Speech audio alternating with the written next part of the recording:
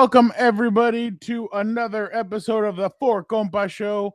I know my compa is not here. Heelberto is not here. But still, jam-packed episode.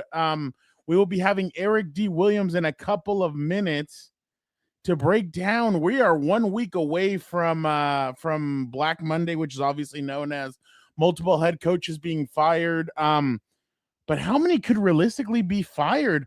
I think there's going to be more surprises than what we expect. We'll ask Eric about it because, I mean, there's some guys like Raheem Morris that might have just saved their job. So we'll get into all that in a couple minutes. But first, let us bring in an individual who obviously everybody knows, everybody loves. This individual is saying, you know what? Sit my quarterback. Do not let him play. I don't need him to take more punishment. This individual is one of one. This individual is obviously Gannon. That's right. Oh, hold on. I think I need to adjust this. That's right. Here I am. Sit my quarterback. Do I sound fine? Yeah. Okay. Sit my quarterback. I think I appreciate it. Sit my quarterback. Do not let these Casper the Friend blocking offensive linemen allow him to take any more abuse. So, yeah, I mean, it's a shame they're not fighting for the division and the number 1 seed, but it is what it is on that point. So, ASAP, Dan. Yeah, that's right. Any squad in place. I almost forgot about that. That's a nice little throwback recall right there. All right. Now, let's bring in the guy that makes all this work, the individual who says, there's no Heelberto, don't worry, I'll put this on my back. That individual is Vic, the producer. Nick, how are you doing? Doing good.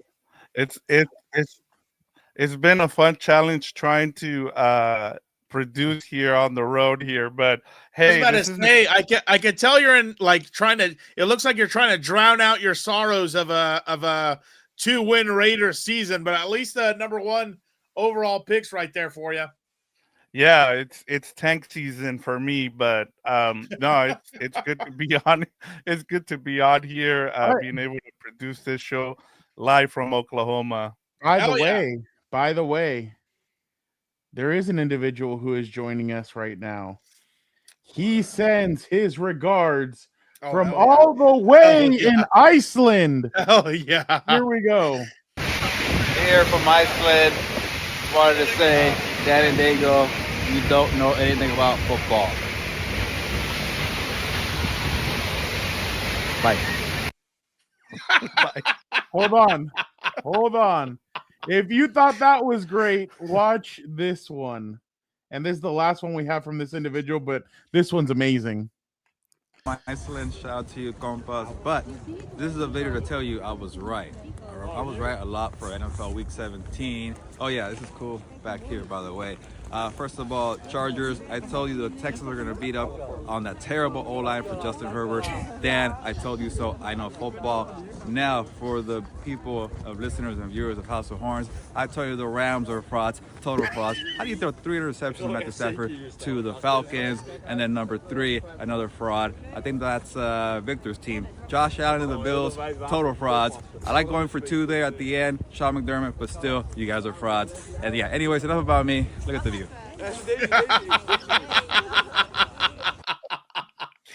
Dude, that is great. That is hilarious. How pissed do you think he is that it's so cold out there?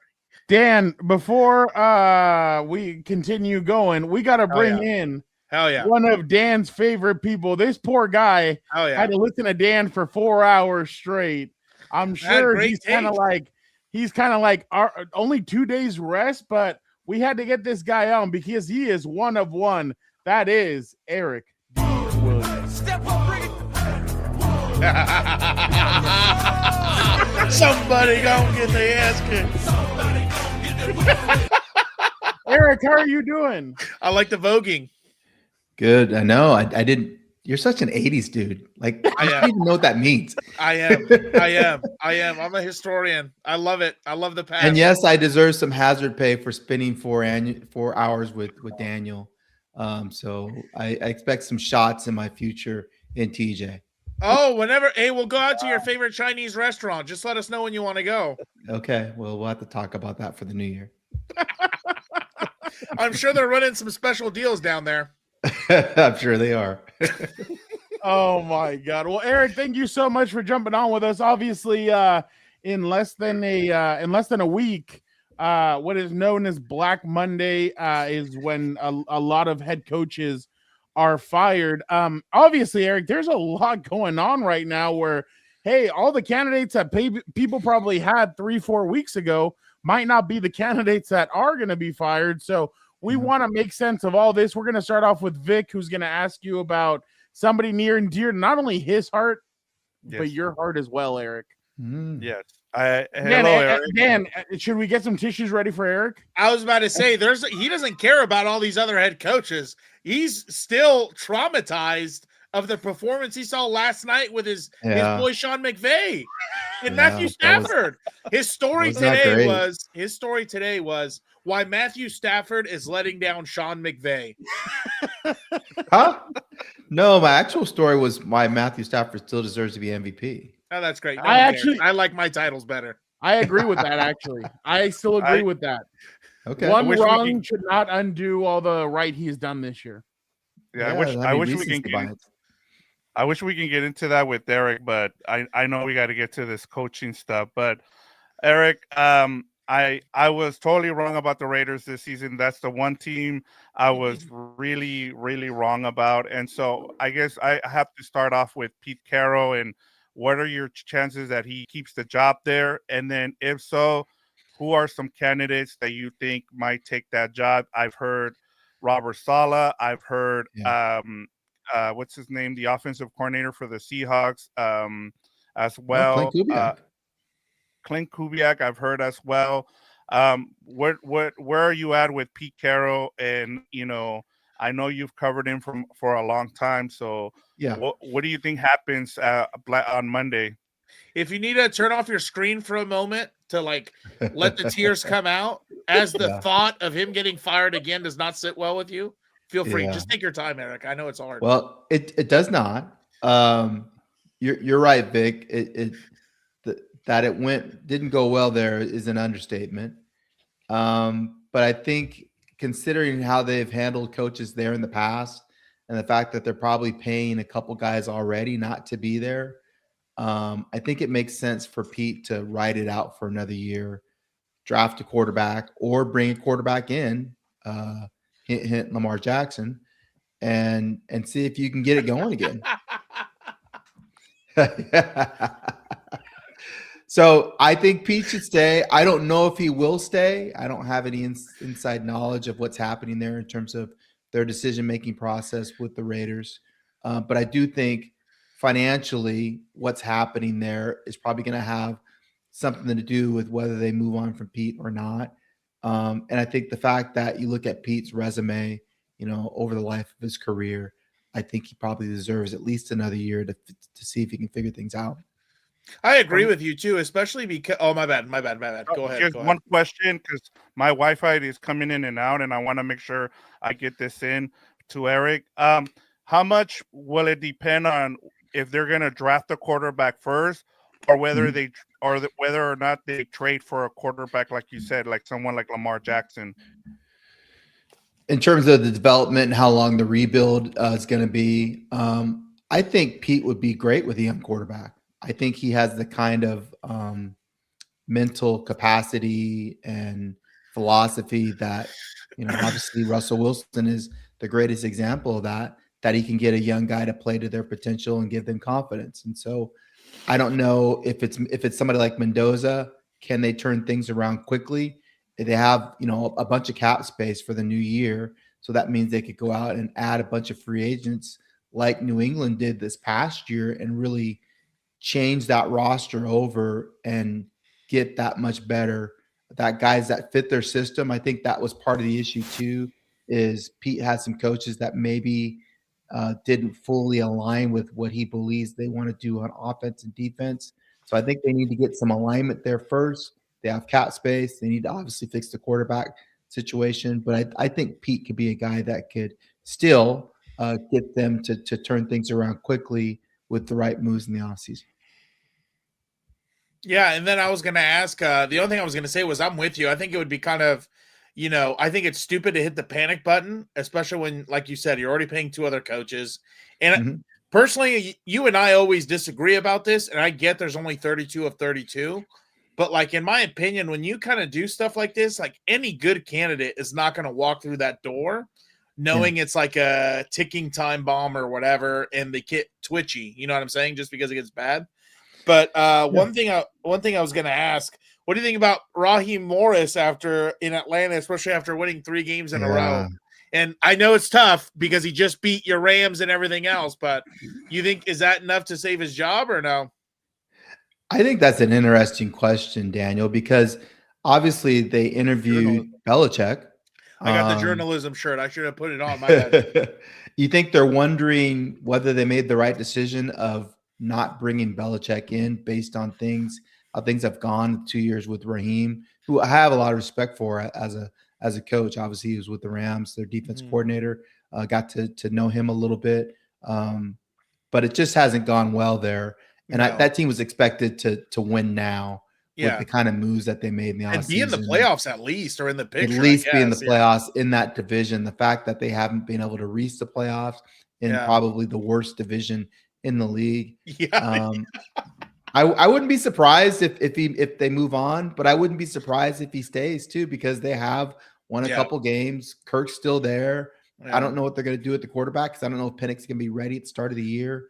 I think the theme for me is looking at all these potential vacancies is, what's the answer if you move on from your head coach? Exactly. And if that answer isn't a good answer, like you said, then you probably should stay with the guy that you have in there, because there might not be a person either available or one that franchise can afford to bring in. Exactly. And I think part of it also with some of the woes was, like, I thought it was really weird and kind of telling when I forgot what the story was, but it was when Belichick went in there, he wanted to overhaul or cut, I forgot what department, the GM, and they went crying to the owner, and then it turned into a whole thing. Like, I think that tells you a lot in the sense of, like, again, you like, in my opinion, you can't be a successful NFL franchise and have so much dysfunction. You know what I mean? It's kind of like you said with the Raiders, how they need to be aligned moving forward to have any sort of success happen. So, well, I think the issue with Belichick and the GM was, you saw what happened with the Patriots when he was making the picks. Yeah, it wasn't great. And so I think they didn't want to just hand over full control of both head coach and GM personnel. They wanted him to have a GM to work with and pair with. And obviously, Terry Fontenot, their GM, wasn't a person that wanted to be aligned with Bill Belichick, and that's why they didn't bring him in. Yeah. Eric, one guy that, I mean, obviously he signed a contract extension last offseason, but is Todd Bowles. But I mean, it has not looked pretty in the last few weeks. It has not looked pretty with them. They started off the season really hot. Now they've kind of cooled off. Just what's your thought process there? Do you think he survives? I mean, especially because what if they lose the division to care? Because that scenario, by the way, Eric, to me is crazy. The one where they could potentially miss out. Like, they could potentially win the game, but then if New Orleans loses to Atlanta, they could win the win the division. That to me is nuts. But what do you think? Where do you think Todd Bowles is? Where do you think their head at is at with Todd Bowles, especially because halfway through the season, everybody thought they were a Super Bowl contender. I think it's the same thing that Daniel and I just talked about. If you're going to move over from Todd Bowles, who I think is a good coach, got them into the postseason the last 2 years, and this would be the third straight year, I believe, that they'd reach the postseason. Who's going to come in there and be better than that? Yeah. The defense hasn't played well of late, but has been one of the better defenses in the league. Baker Mayfield, again, struggled of late, but is one of the better quarterbacks in the league. They have some pieces on offense. They have one of the better offensive lines in the league, and one of the better running games when guys are healthy. So for me, injuries was a major issue in terms of their struggles. But even now that they're getting guys healthy, they're still, struggling to get the W's here at the end of the season. But I think continuity is important. I think we've seen that 100%. Yeah, with the best organizations that they don't move on from their guys even when it gets a little sketchy. Yeah. And so that's why bad organizations stay bad, because they're constantly, turning it over and starting rebuilds. Like, it's funny. The other day I was talking to someone about that, and I was telling them, like, it's just so crazy to me that when the Chargers played the Steelers, they put up a graphic, and it basically said the Steelers have had, long story short, the Steelers have had 3 coaches in 60 years. And obviously the Chargers have had 19 or whatever. And to me, it's so crazy because, again, like, I know people, kind of crap on Mike Tomlin for certain things, but, to not have a losing season in his whole tenure is so impressive. Like, that's just not talked about enough, in my opinion. Now, obviously, you want to have playoff wins and Super Bowls to kind of keep, adding to the resume. But the job they do there of always trying to get, for the most part, right? Because, obviously they have some knuckleheads over there, but for the most part, getting people to buy into the Steeler way, like, impressive over there, because they always play you tough no matter what their record is or what they're doing. And at least also they're not scared to get rid of guys if they don't fit. So I couldn't agree more with you, because that's the biggest thing. Like, there's no, like, this last cycle we had Harbaugh, Vrabel, and obviously Ben Johnson. You had a couple other names floating around that you're like, pretty sexy candidates. But this one, you don't really see a lot of names kind of popping up and circulating, So that also is going to be the interesting thing. I think for me, McCarthy's the biggest name that's out there. Yeah. I think he'll have. He's a big dude. Guy, what a scumbag. I think he'll have his pick of what job he wants that do come available. Obviously, there's 2 vacancies right now.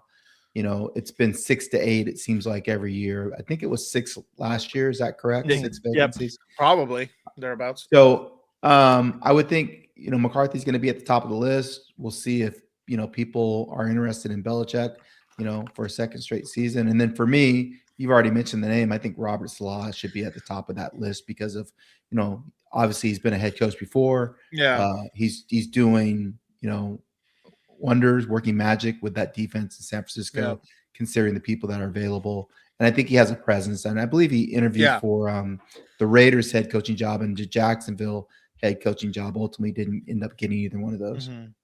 What's the other thing too, also, speaking of that, what about Brian Flores and that whole thing? You think people are going to be interviewing him? You think people are going to maybe take a chance and try and bring him back? Or, because I agree with you. I think Bob Saleh is a good coach. I just think, for whatever reason, those New York teams just have so much bad juju that I don't think anyone can figure it out right now unless you're going to, bring back Mike Tomlin and, rejuvenate him or whatever. Or Tom Coughlin, my bad. Tom Coughlin. Oh, wow. Tom Coughlin. Okay. Yeah. Or Bill 80s reference, voguing and Tom Coughlin. Yeah. That's what I'm saying. They like I think he's got Zubas on right now. He's ready to wrestle. I'm always ready to go get an otter pop. Don't worry, I'm gonna what's it called? I was listening to some REO Speedwagon a little bit ago. Of course you were. Like that. Yeah. So don't worry. I got the whole thing. But anyway, he's got the Aquanet spraying his hair. Oh, dude. And you know what else I'll bring back? Hold on. What did they used to wear? Those like puffer bright ass color. Oh, yeah. There you go. Yeah, there you go. But I think he's a great coach. I just think New York was a shit show, like just the organization itself. So I'm wondering to see if any of the Saleh. Yeah. So I'm wondering to see, because I saw something also about Brian Flores. Obviously people talked about how he's kind of getting, blacklisted or whatever because he had his own thing with the league, and then there a lot of people think he's an overqualified, defensive coordinator at this point. So that'll be interesting to see also if someone takes a chance on him. Well, he said that your quarterback was better than Tua, that he wanted your quarterback. Well, but like, and me just playing devil's advocate, because I mean, thank God they ignored him.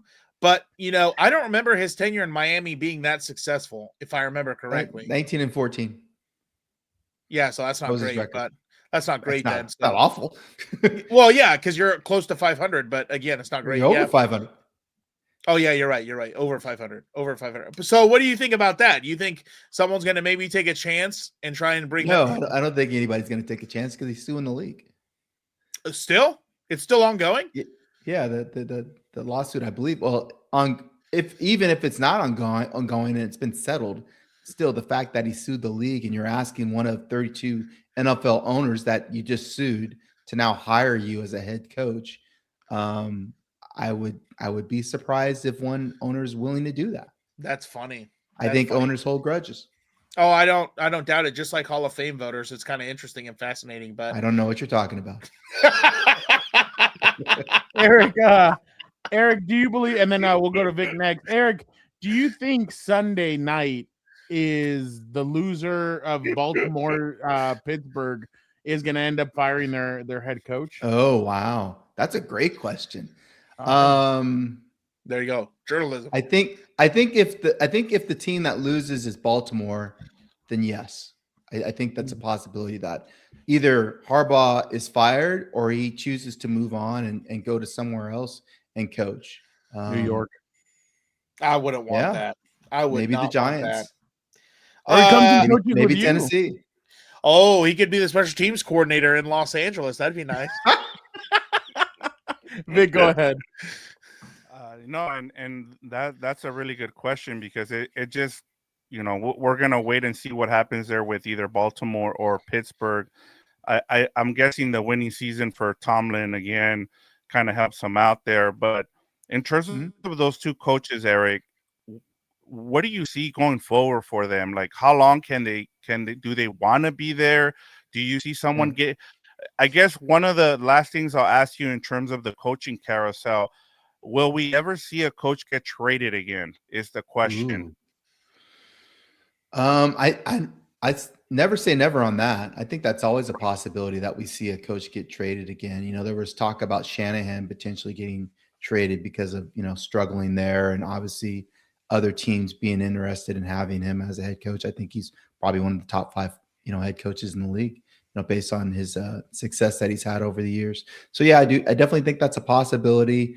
I don't think Tomlin's going anywhere. I think there's too much respect for him within that building in that organization. The problem with Tomlin is they haven't been bad enough to get a legit quarterback to replace Roethlisberger since Roethlisberger retired. And so they're just kind of in that uncomfortable middle. And I don't know if they're ever going to get that kind of quarterback, like a Drake May or, a Daniels or a Bo Nix, I guess. We'll throw him in there. Somebody excited for that one. an elite level young quarterback that can kind of put them over the top and make them legitimate Super Bowl contenders. So we'll see if they're able to maybe trade for somebody like that. I think names like Kyler Murray are going to be out there again. God. I know that Kyler Murray isn't everybody's cup of tea. Lamar Jackson, I think, again, I know that's not everybody's cup of tea, but I think he's going to be potentially available. And why don't so you throw maybe Tua's name in there too? Sure. Tua could potentially be available. Let's throw Tua. A lot of people think he's better than Herbert. I'm no not one people, does. But no one does. Delusional Miami Dolphin fans on cocaine think Herbert's better. Tua's better than Herbert in Miami. Does Tua have a playoff win? Oh my God! No, he does not. They have. I think they have the same amount of playoff. They have the same amount of playoff wins. 0. No, they haven't had a playoff win since he's been born. Now they have the same amount of playoff appearances too. 2 now. Playoff appearances. Wow. Yeah. Herbert has 3. That's crazy. That's crazy. We'll see if that you want to hate. Oh wow, Harbaugh to Las Vegas Raiders. That'd be interesting. Wow, that would be interesting. Let me ask you a last question, Eric, on coaches, and then we'll get to 2 teams, and then we'll thank you for joining us. Sure. What on Monday? Who's gonna surprise? Or you know what? Shit, last year they shit canned Mike McCarthy on a Wednesday. By next Wednesday or Thursday, what are we gonna be surprised about? What's one thing? Ooh. Give us look through your crystal ball. I know you're not into witchcraft or anything, but who? Christian boy, I think. I'll give you a surprise. I don't think it'll happen, but I think it'll be somebody like this. KOC in Minnesota. Oh, I can definitely see it though. Yeah. You just have a difference of opinion between GM and head coach, and there's a battle over who has control, and one person wins out and the other person chooses to move on. I think you might see a situation like that where you have, butting heads between a GM and a head coach. I think you're going to see that in Cleveland, with Stefanski and Andrew Berry. So I think those are the situations that you kind of want to monitor. Yeah. Eric, go ahead. How bad is that? Like, one thing that nobody talks about, and I'm glad you brought it up, is how bad that GM's drafting has been over the last 3 years. It's been one of the worst draft in terms of drafting, and you're starting to look at the whole JJ McCarthy thing. And I'm wondering if that's why you're bringing that up. Was that KOC's pick or was that the GM's pick? Yeah, that's exactly why I'm bringing it up, because who made the mess, and then who's going to clean it up? I think that's how you have to look at it. And for me, like, having covered Pete Carroll and John Schneider in Seattle, and before that, I covered Tim Ruskell and Mike Holmgren, and those two hated each other. And so because they didn't have alignment, it really messed up how they would draft and how they would develop players, because Ruskell would draft guys and then Holmgren wouldn't play him because he didn't like the player, because he wasn't selecting them, but he had, control over whether guys could get on the field or not. With Pete and John, there was alignment between those two guys. And so when they drafted guys, they had a plan for them. Pete was involved in that selection process. John was one of the great talent evaluators in the league. And so that pairing really worked well for over a decade in Seattle. And I'm not seeing that same kind of alignment in Minnesota. And I think that's why, like you said, they've struggled with the draft picks, because maybe there's not alignment between KOC and the GM.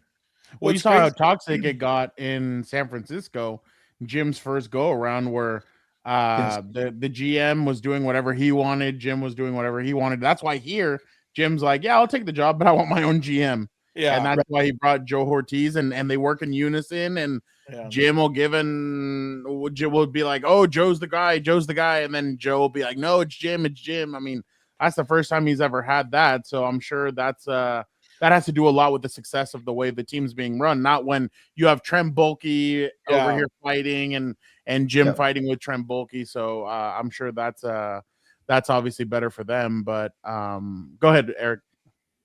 Well, I was going to say, it's like that thing that Bill Parcells used to always say: if you want him to cook the food, he wants to be able to choose the vegetables and choose the ingredients that are going to go in the food. And most coaches are going to want that power, not necessarily, to run the whole thing, but to be able to have that 51% and have that deciding vote on whether you go with a guy or not. Well, like, what so you're saying in Minnesota, it's like an episode of Chopped from the Food Network, where they have surprise ingredients coming out of the bag. That's one way to look at it. It seems like that's the case for those guys there. What's so funny to me, though, Eric, is like you see this time and again, and these GMs, for whatever reason, whisper sweet nothings into these owners when it's like, a GM to me is important, but, like, in my opinion, he's not as important as the head coach, because the head coach has to scheme it, face the opponents. Has to, make sure these guys fit and everything else. When these GMs, it's almost like they're just throwing darts at a board, picking names. Like, it's not the same. You know what I mean? So, I have one for you, Daniel. Who's more important with the Eagles, Howie Roseman or Nick Sirianni? Okay, that's not fair. But I'm sure.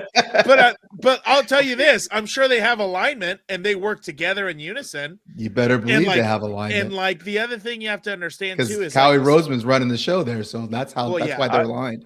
Yeah, man, Dan, you had a great opportunity there. You should have said the offensive line coach, because it's been the same guy there since. Whether it's exactly. Thank you for helping me out, my tag team partner. That's why we're Compas here. There you go. Exactly. But either way, like, Howie Roseman could get whoever he wants, and if he can't do it correctly, like, it's not going to work. You know what I mean? Yeah, I agree. That's what I'm saying. Like, sure, you're right. Not everyone's a Howie Roseman, because, like, that guy, he's not complacent, which is the reason why they keep having success. Mm-hmm. But again, like, I just think, especially in the situations you've seen, the head coach usually ends up being right for the most part, right? And I always go back to my own traumas. They fire Marty Schottenheimer, and we've basically been shit since. So, now we're starting to pick it back up, hopefully, and they've learned their lesson. But Eric, before we ask you the final two questions, does Trayvon Diggs get picked up by anybody? And if he does, who is he going to help out in the playoffs, or does he hamper? I think he does get picked up. I think he gets picked up by an NFC team that is, he's familiar with those, more familiar with those teams. Philly. Yeah, that's Philly. Yeah. I thought maybe Philly. I put my money on the Bills. They need so much help with that secondary. Yeah. Ooh, he might have to face his brother. Well, no. His brother's going through his own kind of shit. Oh, yeah, I saw someone comment about that. What happened there? Allegedly, he got too handsy physically around this area, with his chef. So with the chef? Yeah. These guys, man, it's just so crazy. Allegedly. All right. Allegedly. Eric, final one from my side. Jim Harbaugh, you and we spoke about it on the way home on Saturday from the game. And I think we were both in unison that Jim needed to sit Justin Herbert on Sunday against Denver, because if you have the 7th seed, you go play New England a week later, you would be back in Denver, essentially playing them in the playoffs. So why risk Herbert right before the playoffs? Let him rest. Your thoughts on obviously Harbaugh sitting Herbert, and what are your thoughts on who else you think should be sat on Sunday, and maybe a little bit of a quick overview on them as they head into the playoffs as well? I think you should sit anybody that has any kind of nick or ding or just go ahead and rest them, because you're really trying to gear up and make sure they're healthy as possible going into the postseason. So I think that makes sense. I think the AFC is open. I think anybody can beat anybody in that conference right now. I wouldn't fear Denver or New England as the number 1 seed, even though you have to go to a cold weather environment and play those teams, just because of the fact of the experience. They're both teams that are in it with that group and foundation of players for the first time together. So this is the time to get them if you can on the road. So yeah, get as healthy as you can. You get a couple weeks to game plan. So I think that helps too. And go in there and, give them your best shot. Before we go to Vic, a certain individual, you'll ask right now, where's the 4th member of your team? We'll show you where the 4th individual of our team is, Eric. Check this out. Oh yeah, look at this. Excellent, shout out to you, Compas. But this is a video to tell you I was right.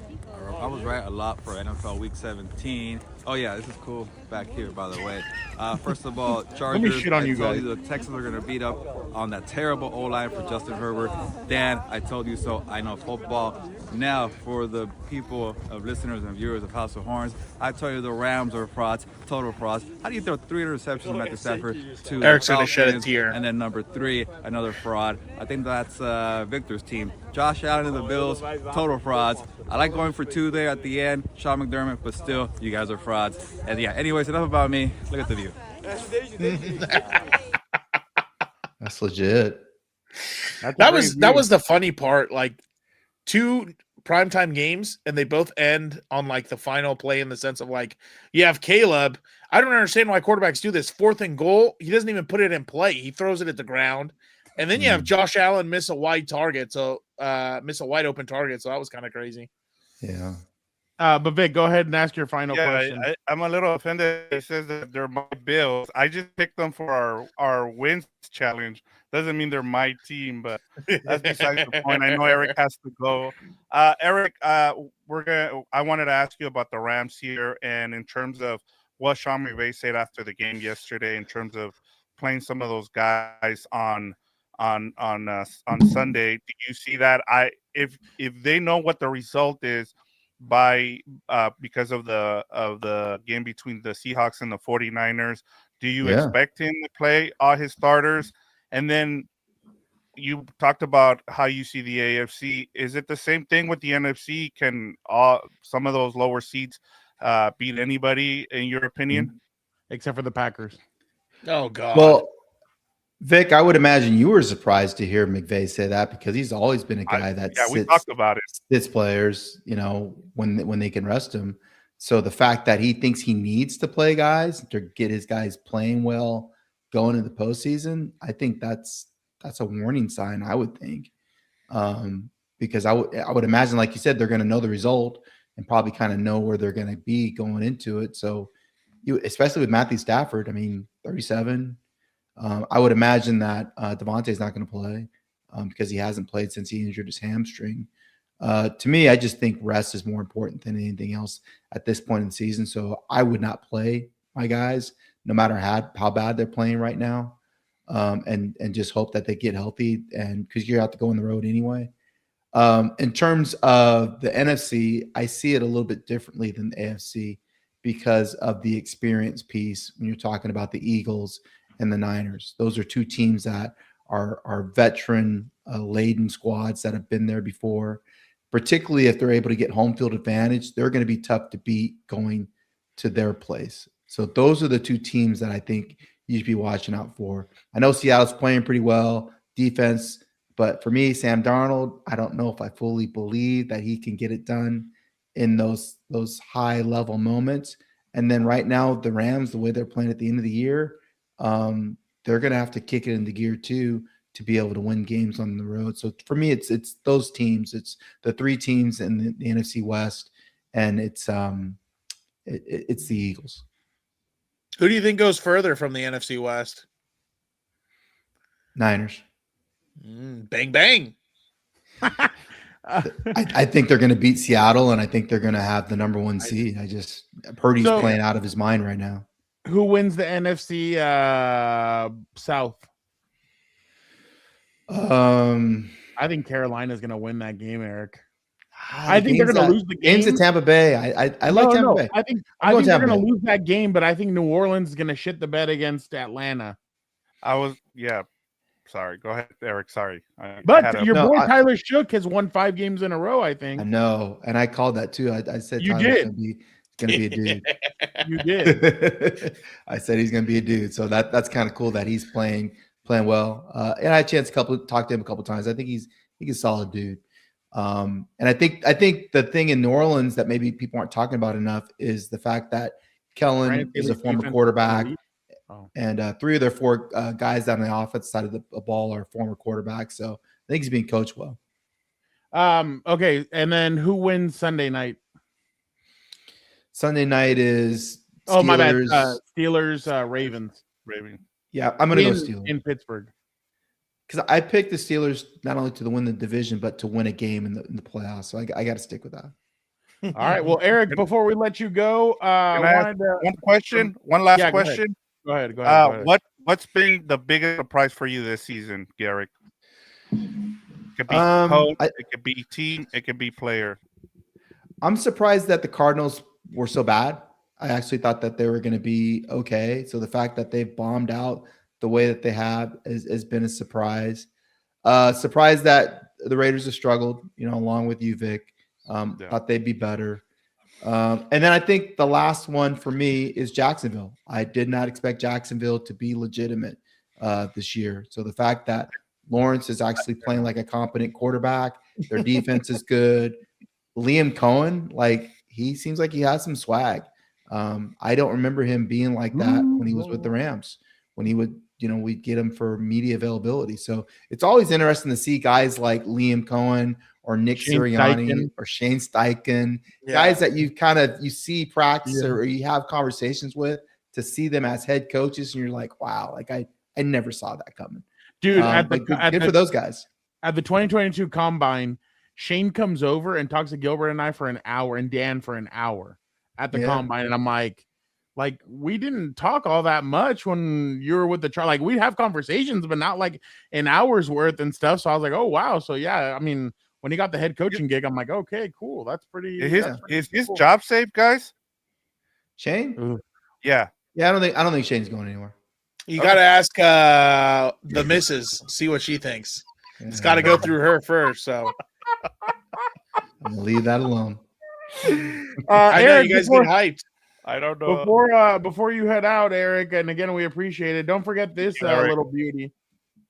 Hey, Seattle, we got a deal.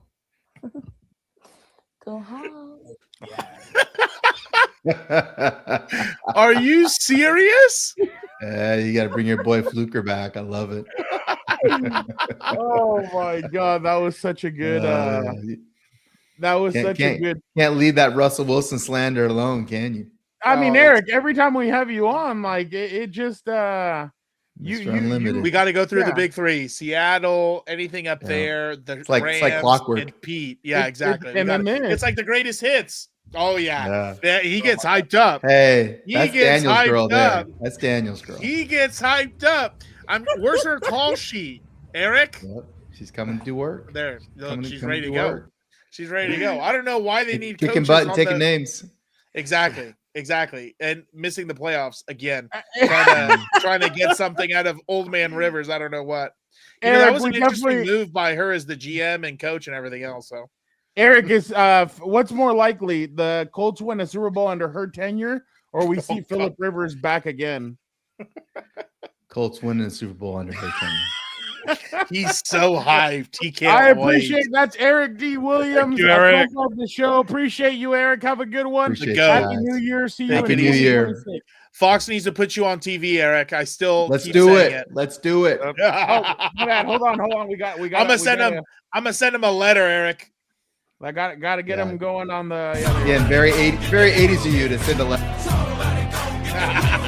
I figure an email they'll lose it. Or I guess I'll lose a letter too. Later, Eric. Thank you. Appreciate you guys. See you later. That is Eric D. Williams. You know him. Goat. Oh wait, I'm not even on here. Oh, there I am. Where's your guy? There we go. All right, Dan. Before we head out, who wins the NFC South? I'll go with the Bucs at home. I will go with the Panthers. I think the Bucs will beat them, but I think we're gonna see some tomfoolery from the New Orleans Saints. That would be crazy if they get in on a technicality. That would actually be crazy. And little Daniel's excited about that because he's an idiot. Vic, who wins the NFC South? Oh, you called it right there. That I was gonna make a point when we were talking to Eric about that. That sucks that it doesn't even matter anymore, that game, because it comes down to a technicality between the Falcons and the Saints, and I kind of love it too in a way because the Falcons have been so disappointed. And you know what? That game might also come down to our wins challenge, because the Falcons win, it's going to be a crazy week 18 because I think we're tied right now. We're both at 49 wins, so it comes down to week 18. Damn. I need my teams to hurry up.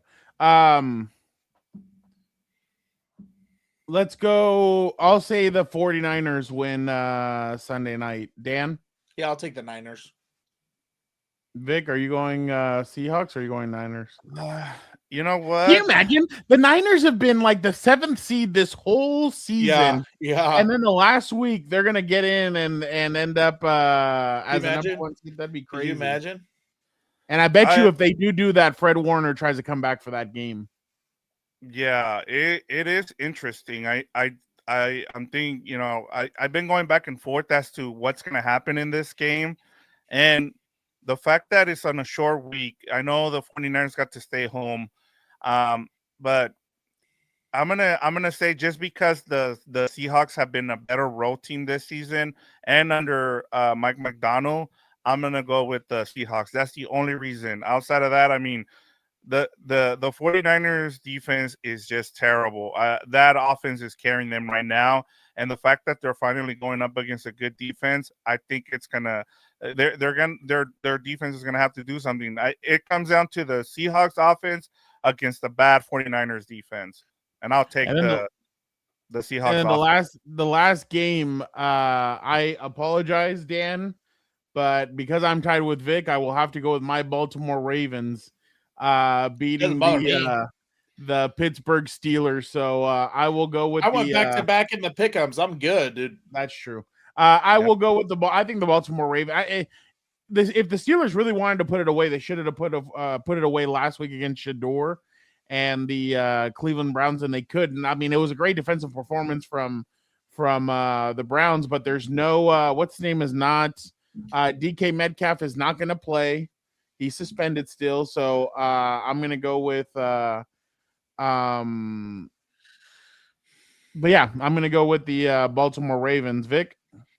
I'm with you. I just like Eric, I'm on the other side here in terms of I didn't have the Steelers in the playoffs. So it's funny. I thought this division would only get one team, and I went with the Bengals. And so because I don't really care who wins this one, I'm with you. I think it's going to be the Ravens.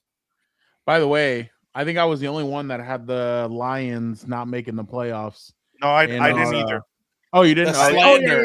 Yeah. And I was well, as soon as Heelberto chose them, I was like, okay, they're done. Jaguars. I just need to check when I get back home.